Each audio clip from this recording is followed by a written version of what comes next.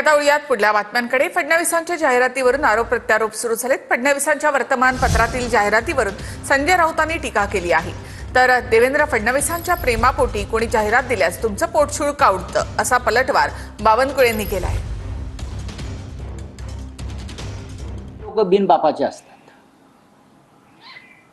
मुळात स्वतः नरेंद्र मोदी हे नॉन बायोलॉजिकल आहेत, त्याच्यामुळे त्यांचा पक्षही नॉन बायोलॉजिकल असल्यामुळे अशा प्रकारचं आपल्या म्हणजे नाव देणं त्यांना पटत नसेल।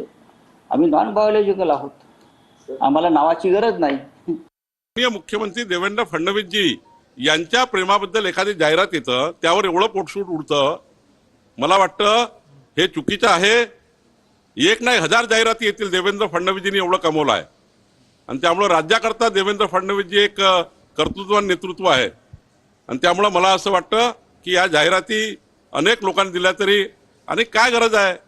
मला वाटतं की नाही नाव टाकलं तर काय, एखाद्या व्यक्तीला वाटतं पत्रिकेला नतमस्तक होऊन ही भावना त्या ठिकाणी व्यक्त झाली आहे ॲडव्हर्टाइजमध्ये। त्यामुळे मला असं वाटतं की याच्यामध्ये काही विरोधकांनी आरोप करण्याचा काही तथ्य नाही आहे।